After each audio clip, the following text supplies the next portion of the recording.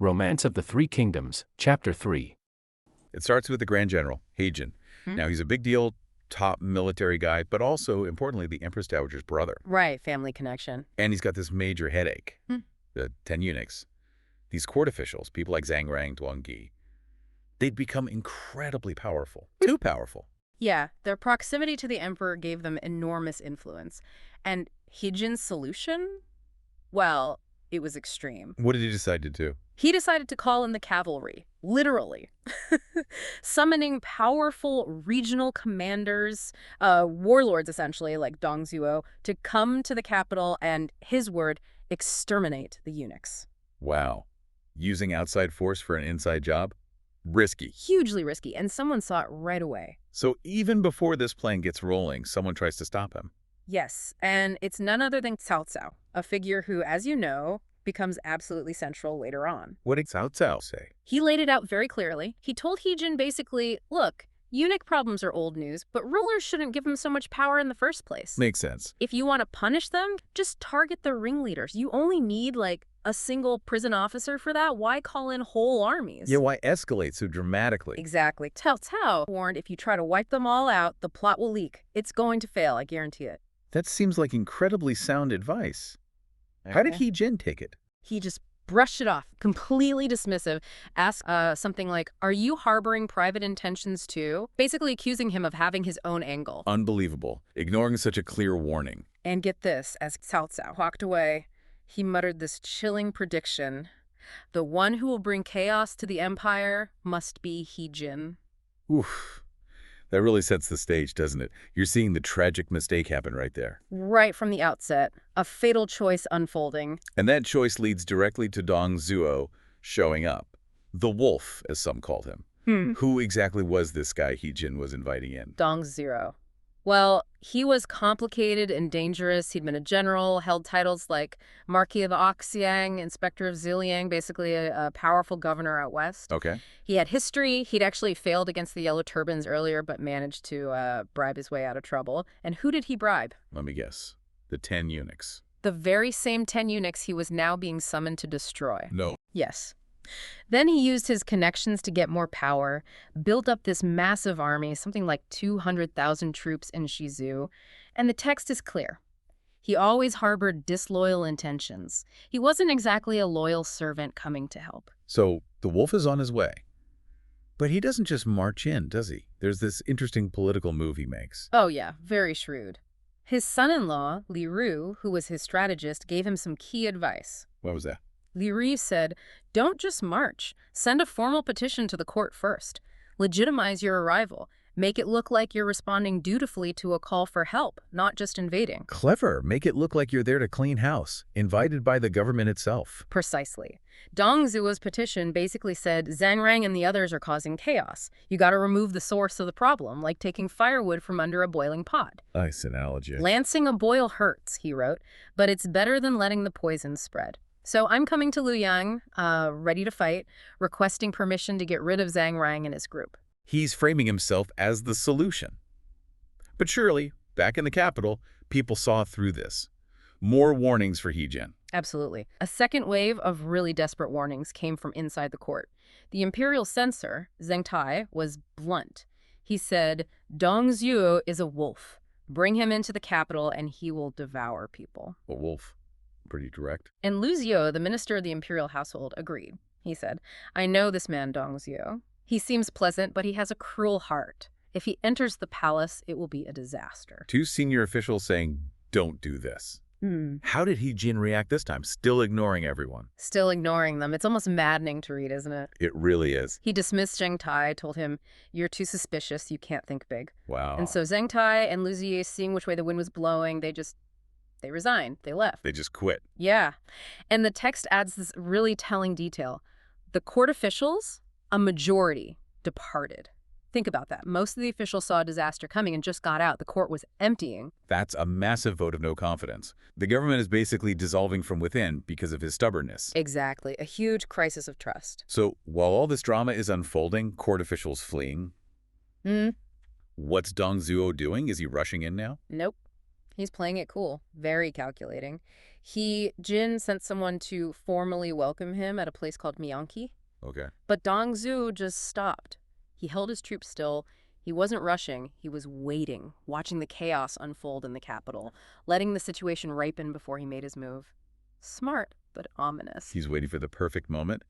And meanwhile, the eunuchs must be realizing they're cornered. Oh, absolutely. They figured it out. Diang Rang and the others said, this is He Jin's plot. If we don't act first, we're all dead. Desperate times. So they cooked up their own desperate counterplot. They hid 50 assassins inside one of the palace gates, Chungalong's Jiadi Gate, setting a trap. A classic ambush. Mm-hmm. And how do they plan to get Heejin there? This is where it gets really insidious. They manipulated the Empress Dowager He Jin's own sister. His sister. Yes. They got her to issue an official decree summoning He Jin to the palace, using family ties against him. That's cold. So the trap is set, the bait is laid using his own sister. Did anyone try one last time to warn him? Yes, even as he was literally about to walk into the palace, his own chief clerk, Chen Lin, begged him. This decree, he said, it has to be a trick by the 10 eunuchs. Don't go. If you go, it'll be a disaster. A direct plea from his own staff. And Yuan Shao and Cao Cao were there too, again, advising caution. They said, look, call the eunuchs out first, then you can go in. Secure the situation before walking into their territory. Seems like basic common sense at this point. What did Heejin say? He just laughed it off, called it childish thinking, said, I hold the power of the empire. What can the 10 eunuchs possibly do to me? That is just peak arrogance, isn't it? Fatal arrogance. Textbook hubris. He completely ignored them, dismissed their fears, and just walked into the palace, alone. His escorts, Yuan Shao, Cao Cao, they were stopped at the gate. He went in by himself. Unbelievable. And then... It happened fast. He strode straight in to the Jihad Palace gate. Zhang Rang and Duan Gi met him, the assassins all around. They didn't mince words. They yelled at him, you, a butcher's son, we recommended you, and now you want to harm us. Turning his origins against him. Exactly. Jin panicked, looked for a way out, but all the palace gates were shut, locked. Trapped. Completely trapped. The assassins jumped out, and, well, the text says they cut He Jin into 2 sections, brutal and swift. Just like that. All those warnings ignored. The source poem really sums it up. The Han dynasty's decline was destined by heaven. Heejin, devoid of strategy, became a high official. How many times he ignored loyal ministers' advice could not avoid the sword's edge in the palace. That's perfect, tragic summary. So Heejin is dead inside the palace. What happens immediately outside? Pure chaos, I imagine. Utter chaos. Yuan Shao, still waiting outside, hears what happened. He shouts, the eunuchs have murdered the Grand General. Anyone who wants to punish these traitors, join me. A call to arms. Right there at the palace gate. And the response was immediate and violent. One of Heejin's generals, Wu Kuang, just set fire to the Qinglua gate, torching the palace entrance. Setting the palace on fire. Yeah. Then Yuan Shu, another relative, led his soldiers storming into the palace grounds. The order was basically, kill any eunuch you see, regardless of rank. Just kill them. A massacre. Total massacre. Yeah. Yuan Shao and Cao Cao also broke through the gates and joined the hunt. They caught 4 of the main eunuchs, Zhao Zong, Chen Kuang, Xie Yun, Guo Sheng, and they were chopped into mincemeat. Grim. And you mentioned earlier that chilling detail about others getting killed by mistake. Right. The text specifically says, many beardless men were mistakenly killed. The soldiers were in such a frenzy they couldn't tell who was a eunuch and who wasn't. Any man without a beard was suspect. It just shows the sheer indiscriminate rage and breakdown of any kind of order. Total terror. Just horrifying chaos. Amidst all this burning and killing, what about the emperor, the royal family? Well, while the palace was being overrun, 4 of the surviving lead eunuchs, Zhang Rang, Duan Gi, Cao Ji, Hulan, they grabbed the Empress Dowager, the young Emperor Shao, and his younger brother, the Prince of Chenli. They took them hostage. Exactly. Snatched the imperial family and fled out through a back way, hoping to use them as bargaining chips or shields. But there was that moment of heroism you mentioned. From Lu Ji. Yes. Lu Ji, the same minister who had resigned after warning Heijin, he saw the disaster unfolding from outside, put on armor, grabbed a spear, and got involved. Even after resigning. Yeah. And incredibly, he managed to rescue the Empress Dowager. Apparently, she jumped from a window to escape the eunuchs, and Lu Ji was there to save her. Wow. A glimmer of courage in the madness. But the bloodshed wasn't over even within He Jin's own side. No, the infighting started almost immediately. He Jin's own brother, He Mao, who held a military command, Wu Kuang, the general who set the gate on fire, accused He Miao of secretly working with the eunuchs. Whether it was true or just suspicion in the chaos, who knows? But He Jin's own followers turned on He Miao and killed him, chopped him up just like the eunuchs. So the faction was already tearing itself apart. Yeah. Brother killed by his own side. Exactly. Loyalty just evaporated in the heat of the moment, settling old scores maybe. And while all this was happening, What was Cao Cao doing? Cao Cao, ever the pragmatist, was trying to restore some semblance of order. He organized efforts to put out the palace fires and, crucially, sent troops racing after Zhang Rang and the others to try and get the young emperor back. Trying to salvage the situation or at least recover the symbol of authority. Precisely. Chaos. Yeah. You've got the young emperor and the prince of Qianlu. They've basically been snatched by these treacherous eunuchs, Zhangrang and Duangyi. Key figures in that whole 10 eunuchs mess that had the court completely tangled up. They wielded enormous power. And now they're running for their lives. Middle of the night, smoke, fire everywhere, trying to get to Baimin Mountain. Yeah. Just imagine the fear. It's quite something. It shows you how fast that imperial power could evaporate. 1 minute you're the emperor, the next. You're scrambling in the dark. Precisely. Utterly exposed, vulnerable. It's not just them in danger, it's the whole idea of imperial authority just crumbling right there. A real sign of the instability. And it gets worse. Around, 2 in the morning? They hear shouting. Someone's catching up. Yeah, it's Min Gong, this official from Henan. He's relentless. And Zhang Rang, seeing it's hopeless, he just throws himself in the river, drowns. Gone. Desperate move. Shows how cornered they felt. Meanwhile, the emperor and the prince, they're hiding in the tall grass by the river. They don't dare make a sound. Hungry, cold, just crying quietly. Which really raises that question, doesn't it? When everything's gone, your guards, your palace, your power, what's left, where do you even look for help? Totally isolated. And then you get this surprising moment. It's the Prince of Qianli, the younger one. Right. He whispers, "This is no place to stay. We must find another way to live." Even then, he's thinking, planning almost.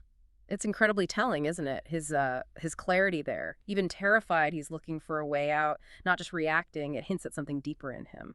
A stark contrast to the emperor, who seems just paralyzed by fear. Exactly. And then comes this almost magical moment. The fireflies. Thousands of them. They just appear, lighting up a path in the total darkness. Wow. And the prince sees it and says, "Heaven helps my brothers." So they follow the light. That's more than just light, isn't it? Yeah. Symbolically? Hugely symbolic. You have this tiny natural thing, fireflies becoming this beacon, hope, guidance, right when things seem absolutely black. It's like destiny intervening, a common theme in these kinds of stories. So they follow the fireflies, walking until like 5 a.m., exhausted, feet killing them. They collapse by a haystack near some manor. And they have no idea, but the owner of the manor, Kuyu. Kuyi, right. And he's the brother of a former big shot official, Kuyi. Correct. And Kuyi just had this dream, a really vivid one, 2 red suns falling behind his house. 2 red suns, okay, that's potent imagery. Very potent. Classic omen territory in these narratives. It signals huge change, the importance of who he's about to find. And Kuyi's backstory matters too. He was hiding out because of the corruption of those same 10 eunuchs. Ah, so he's already opposed to the people who caused this mess. Exactly. It makes him this kind of principled, unexpected rescuer, untainted by it all. So he wakes up, sees this red glow near the haystack. Maybe a reflection, maybe something else goes out, and bang, finds the emperor and the prince. Imagine his shock. Right. But he handles it perfectly, bows low, total respect, brings him inside, gets some food, drink. Finally, a moment's safety. But it doesn't last long. Nope. Min Gong, the pursuer, he's still out there. He actually catches the other eunuch, Duangyi. Asks him where the emperor is. Yeah.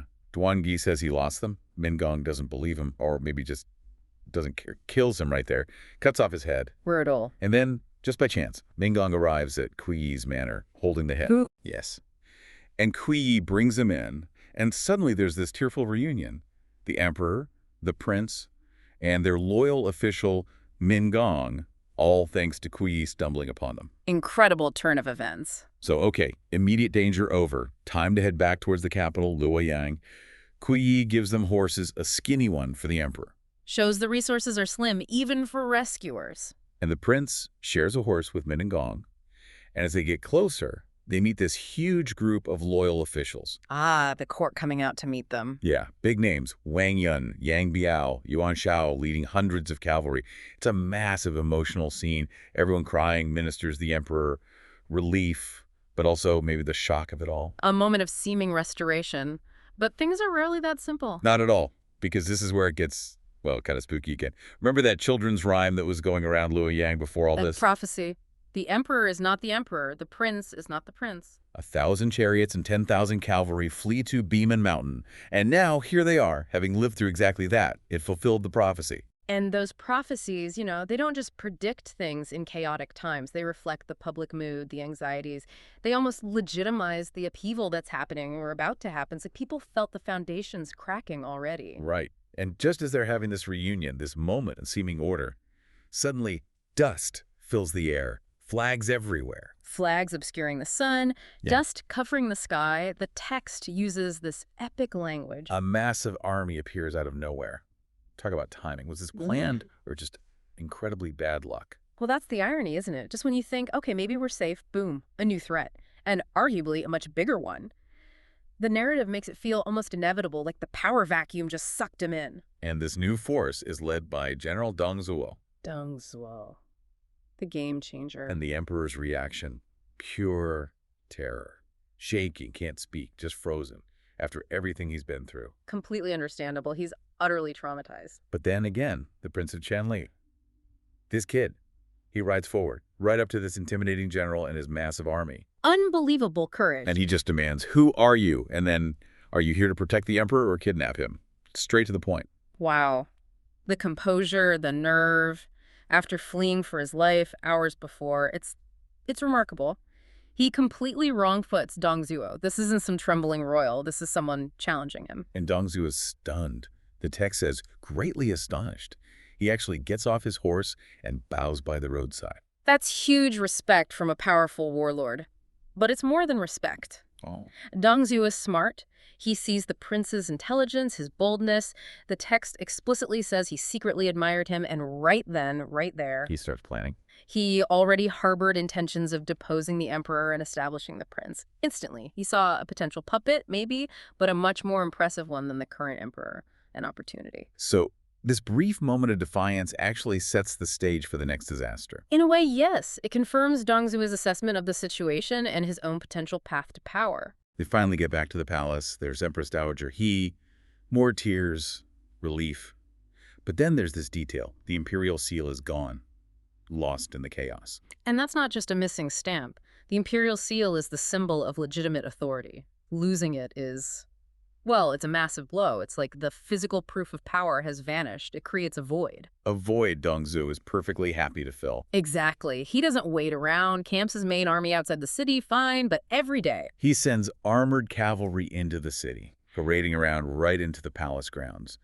No restraint. Yeah, it's pure intimidation. He's shifting instantly from rescuer to occupier, making it crystal clear who's really calling the shots now, sowing fear. And the loyal officials, they see it. Bao Shen, the rear army commander, he goes to Yuan Shao, says, look, Deng Zuo's got ulterior motives. We need to act now. But Yuan Shao hesitates, says the court is newly settled, let's not rock the boat. So Bao Shen tries Wang Yin, another top official. Wang Yin just says, we should discuss it. Discussion won't stop Deng Zuo. Exactly. Bao Shen gets totally frustrated, sees nobody's going to act. So he just takes his own troops and leaves. Heads for Mount Tai. And that's critical, isn't it? That paralysis. Fear, indecision. It just fragments any potential resistance. Deng Zuo's banking on that hesitation. Even powerful figures like Yuan Shao are just stuck. It really shows how effective Deng Zuo's intimidation is already. And he's not just scaring people, he's making moves. Smart moves. He starts pulling the troops of He Jin's brothers, the guys who were in charge before the unit Chaos, under his own command. So he's absorbing the capital's garrison, basically, consolidating military control. Systematically. Taking away any means for others to fight back. It's not just brute force, it's strategy. Cold, calculated consolidation. Right. And once he feels secure, he calls in his advisor, Li Ru, tells him straight up, I want to ditch the emperor and put the Prince of Qianlu on the throne. And Li Ru's response is just chillingly practical. He basically says, look, there's a power vacuum right now. The court has no real master. If we don't do this now, someone else might, or things will change. Seize the moment. Carpe diem dictator style. Pretty much. And he lays out the plan, call all the top officials together, Garden, big feast. A feast? Yeah, a feast. Then announce the decision, depose the emperor, install the prince, and here's the kicker, execute anyone right there who objects. Wow. Publicly. Instantly establish absolute authority through sheer terror. Leave no room for doubt or dissent. And Dongzhuo loves it. Delighted, the text says. Yeah. The next day, the trap is set, Garden. All high officials show up. They have to, right? They're terrified. Absolutely terrified. They know something's coming. Dongzhuo makes them wait, arrives late, gets off his horse right at the gate, walks in with his sword at his side. Making a statement. Big time. He gets to the feast, tells them to stop the wine, stop the music, silence. Then he stands up. The moment of truth. And he just lays it out. The emperor, weak, lacks dignity. The Prince of Chenlo, intelligent, studious, can assume the great position. He's rewriting the narrative right in front of them. And then he hits them with it. What do all you ministers think? Just puts it to them? It's pure political theater. Maximum intimidation. The sword, the setting, the bluntness. It's all designed to terrify them into submission. He's not asking, he's telling, and daring them to disagree. And the result? Utter silence. Upon hearing this, all officials dared not utter a sound. Yeah. Nobody says a word. And that silence, that's it. That's the moment. It's not agreement, it's surrender. Dongzhuo has established his absolute power right there through fear. A completely new, dark chapter has just begun for the Han Dynasty. Dongzhuo and his big idea. Let's depose the young emperor. Just like that. Just like that. And this emperor, the text, says he's intelligent and benevolent. Right. Smart, good kid, basically. And the legitimate heir, crucially. No fault mentioned at all. None. Dongzhuo just decides, nope, time for a change. What do you think was his real game there? I mean, challenging the emperor so openly. Well, I think it's more than just arrogance, you know? It feels like he's deliberately trying to tear down the whole idea of legitimacy. Okay. By just ignoring centuries of tradition with no real reason given. He's basically saying, look, power comes from force now, not from bloodlines or divine right. Wow. That's a huge shift. A scary one. Definitely. And speaking of defiance, Ding Yuan, the inspector of Jing province, he doesn't just quite politely object. No, he's dramatic, pushes the table aside, rushes out, stands right there. Gets right in his face and accuses him of wanting to commit usurpation, basically treason. And Dongzhuo's reaction, instant rage. Totally. Yeah. Obey me or die. That's pretty clear. And he draws his sword right there in the middle of the court. He's not messing around. No. He wants everyone to know who's boss. But then his advisor, Li Ru, spots something. Yeah. What's that? Behind Ding Yuan, it's Lu Bu. Lu Bu. And the description is intense. Magnificent, awe-inspiring, majestic. He's got this huge halberd staring daggers at Dongzhuo. Okay, so maybe not someone you want to provoke. Exactly. Li Ru sees the danger immediately. He jumps in, says, hey, this isn't the time or place for state affairs. It's a banquet. Smart move. De-escalation 101. Very quick thinking. It could have blown up right there. You can almost feel everyone just holding their breath. But Dongzhuo, he's not done. He still wants approval, right? Yeah, he tries to get other officials on board. He turns to Lu Shai, this highly respected scholar. And Lu Xie, he doesn't back down either, does he? Not at all. He gives this incredible rebuttal, uses history, talks about Taijia, who got locked up by Yin for messing up. Right. And the Chengi king, deposed by Hu Guang because he committed like thousands of misdeeds in less than a month. Crazy numbers. Okay, so he's using precedents. Precisely. And his point is devastatingly simple. The current emperor hasn't done anything wrong. Unlike those guys. So the comparison doesn't hold up. Not even close. And then he looks right at Dongzhuo and says, basically, you don't have the talent of Yin or Hu Guang. Ouch. And then the killer line, without the will of Yin, it's just usurpation. He's calling him a power-hungry wannabe to his face. Wow.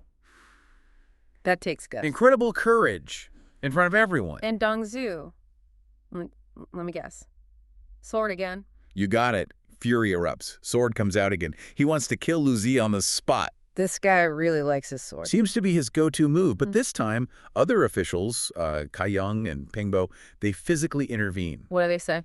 They warn Dongzhuo, look, Lu Xie holds the hope of the nation. Harm him and you'll terrify the entire empire. So even Dongzhuo's power has limits. Or at least potential consequences. Exactly. It shows the officials aren't completely broken. There's still some collective backbone there. Okay. So another official, Wang Yin, suggests they just pause the discussion, table it for later. A temporary ceasefire. Pretty much. The officials scatter, but you know this isn't over, not by a long shot. Right. The tension's still there. And Dongzhu hasn't forgotten about Lu Bu, has he? Not a chance. The very next day, he sees Lu Bu outside, galloping back and forth on his horse, halberd in hand, looking intimidating. He's putting on a little show. Maybe. Or just being Lu Bu. And Li Ru, the advisor, warns Dongzhuo again, "My lord, you got to avoid him. Stay clear." He knows Lu Bu is dangerous. He absolutely does. And sure enough, the next day, Ding Yuan, probably feeling confident with Lu Bu around, decides to challenge Dongzhuo outside the city. Takes the fight to him. Yep. And the description of Lu Bu ready for battle is, well, it's something else. Golden crown, multicolored robe, special armor, lion head belt. Sounds impressive, like a total warrior. He is the ultimate warrior image. Yeah. And Ding Yuan shouts out accusations at Dongzhu, blaming him for the eunuch's power abuse, the people suffering, Laying it all out there. and saying Dongzhu has no merit, no right to talk about deposing emperors. And then, Before Dongzhu can really react, Lu Bu just charges, straightforward. oh wow. And the result, Dongzhu's army is crushed, a crushing defeat, the text says. They retreat over 30 li, which is, quite a distance. So it wasn't even a contest. Lu Bu just dominated. Completely routed them. It just hammers home Li Ru's warning. This guy is a force of nature on the battlefield. And Dongzhu sees this firsthand. Oh, yeah. And it confirms what he was probably already thinking. He says, I see Lu Bu is no ordinary man. If I can get him, what do I have to fear in the world? Ah, so the gears start turning. If you can't beat him. Yeah. Make him join you. Ex- Exactly. yeah. This raw power Lu Bu has, Dongzhuo wants it on his side. It shifts the focus from open battle to something else. Something sneakier, maybe? You could say that. This is where it gets really, really interesting. Okay, I'm hooked. So Dongzhuo wants Lu Bu. How does he plan to get him? Well, he doesn't have to figure it out himself. Yeah. Enter Li Su, the Tiger Stalwart Major. He volunteers for the job. Okay. Does he know Lu Bu? Apparently. Ah. And he has a pretty sharp, if brutal, assessment of him. He says Lu Bu is brave but simple-minded, forgets loyalty for profit. Wow. Brave but dumb and easily bought. That's harsh. Harsh, but Li Su seems confident it's accurate. He sees Lu Bu's weakness almost instantly. So what's the plan? How do you buy someone like Lu Bu? With a bribe for the ages. Yeah. It's brilliant, actually, because it targets Lu Bu perfectly. Yeah. First, the legendary horse, red hair, Red hair. The horse that can run 1,000 light a day. the very same. A warrior's ultimate status symbol. But that's not all. There's more. Oh, yes. 1,000 tails of gold, dozens of luminous pearls, a jade belt. Okay, so serious bling on top of the super horse. Exactly. It's not just throwing money at him. It's offering immense wealth, plus something unique, legendary, something that screams power and prestige. It's like offering him a new identity. An identity Dongzhuo wants him to have as his man. Precisely. And Li Ru, Dongzhuo's main strategist, he's totally on board. What does he say? His take is pure pragmatism. If you want to conquer the world, why worry about one horse? Huh. Perspective, right. Yeah. A horse for an empire. Seems like a good deal. From their point of view, absolutely. So Dongzhu is thrilled, gives Li Su everything he needs, the horse, the gold, the pearls, the belt. And the stage is set for Yeah. betrayal. Yeah. The loyalty Ding Yuan counted on is about to be tested by some very shiny objects and a very fast horse. It's quite the scheme. Calculated bribery, playing on perceived character flaws. It really pulls together everything we've seen. The open confrontation didn't quite work. The battlefield was a disaster for Dongzhu. So now it's about corruption, about finding the price. Exactly. How ambition isn't always fought for. Sometimes it's just bought. And how loyalty can be swayed, not by force, but by appealing to someone's deepest desires. This guy, Li Su, claims he's an old acquaintance, right? And now he holds the title of Tiger Ben Zonglang General. He shows up at the camp of the formidable warrior, Lu Bu. Yeah, but this isn't just a social call, is it? These interactions, especially in those ancient power dynamics, they were almost always deeply strategic. Right. Feigning a casual visit. Exactly. It feels like a classic move, almost like Sun Tzu's idea of sort of probing, finding weaknesses under a friendly guise, disarming Lu Bu from the start. And he certainly doesn't arrive empty-handed. He presents Lu Bu with red hair. I mean, this is one of the most famous horses in literature, period. The description they give is just incredible.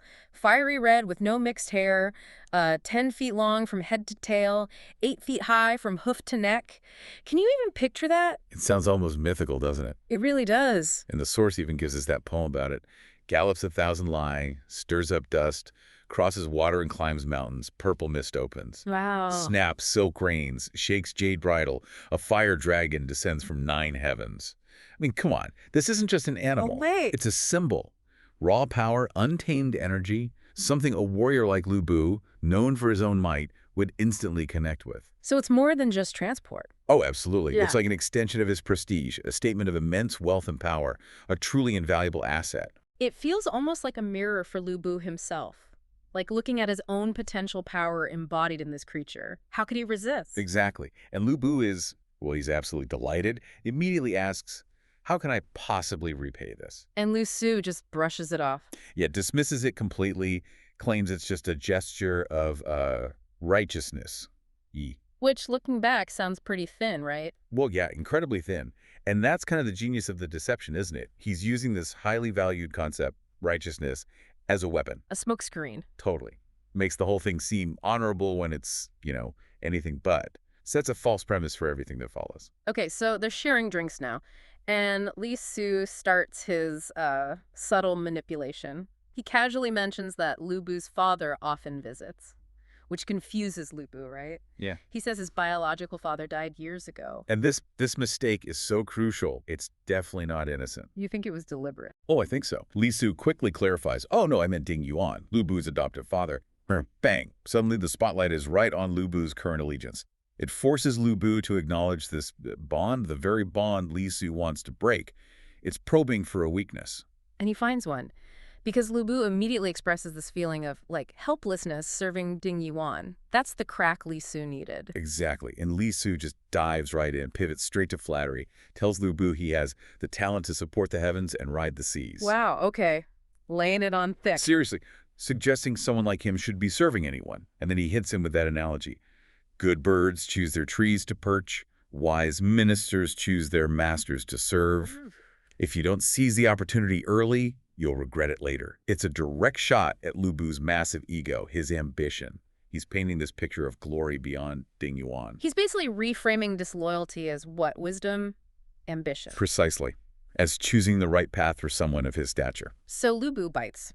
He asks Li Su, okay, who is the true hero of the age then? And Li Su doesn't even hesitate. Gives this glowing endorsement of Dong Zhuo. Yeah, describes him as someone who respects virtuous and scholarly people, is fair in rewards and punishments, all the good stuff. Then crucially, That he's destined to achieve great things. He's positioning Dong Zhuo as the winning horse. and Lu Bu sounds keen. He says he wants to follow a master like that, but he doesn't have a way in. He lacks a doorway. And that's Li Su's cue. Right. Just when you think Lu Bu's on the hook, Li Su reveals the real play. This is where it gets really interesting. He brings out more gifts. Lavish stuff. Gold, pearls, a jade belt. The full set. And then drops the bombshell, and the magnificent red hair. They're all direct gifts from Dong Zhuo himself, who has apparently long admired Lu Bu's great name. So there it is, that whole righteousness claim about red hair. Yeah. Completely blown up. Yeah, totally undermined. It was never just a friendly gift. It was step one of a calculated bribe, right from the start. Dong Zhuo isn't just after Lu Bu's skill, he's systematically buying his loyalty. Using the language of honor to mask a transaction. Exactly. It's cynical, but effective. He's weaponizing Yi for deceit. So Lu Bu hesitates a bit now. He's worried he hasn't done anything, hasn't shown any tiny merit to deserve all this from Dong Zhuo. How can he accept? And Li Su's response is just chilling. Yeah. The merit is in the flick of a hand. Yeah. You just need to be willing. Wow. Okay, so the implication is crystal clear. Undeniably. The merit Dong Zhuo wants is an act of betrayal. Lu Bu thinks about it for a long time, the text says, and then he finally just says it out loud. Puts the unspoken on the table. I want to kill Ding Yuan and lead my army to join Dong Zhuo. How about that? And Li Su. No hesitation. Do it quickly. So the decision is made. Not impulse, but calculation. Absolutely. A calculated choice once the price was right. The reward for disloyalty looked tempting enough, framed as, his rightful due. He's been convinced his true value lies with Dong Zhuo. And the act itself is brutally fast. That same night, middle of the night, around 2 a.m., Yeah? Lu Bu goes into Ding Yuan's tent, sword ready. Ding Yuan's just reading by candlelight, sees him, greets him warmly.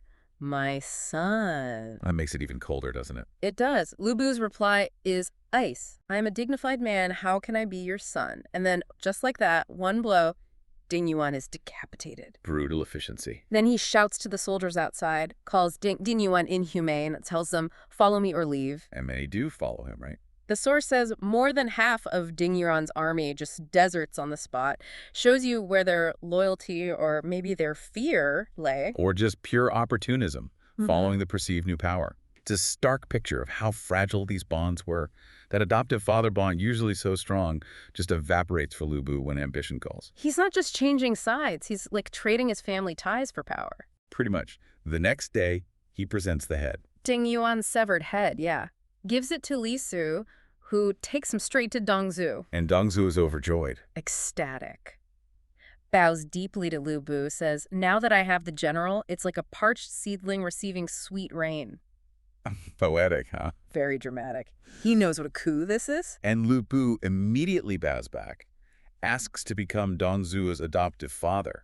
Wow, so he just swaps one adoptive father for another right after killing the first one? Instantly. Dongzhuo agrees immediately, gives him golden armor, fancy robes, they celebrate. So the transfer is complete. Allegiance, family bond, all shifted with startling speed. It really does highlight how loyalty itself became sort of a commodity in this era, didn't it?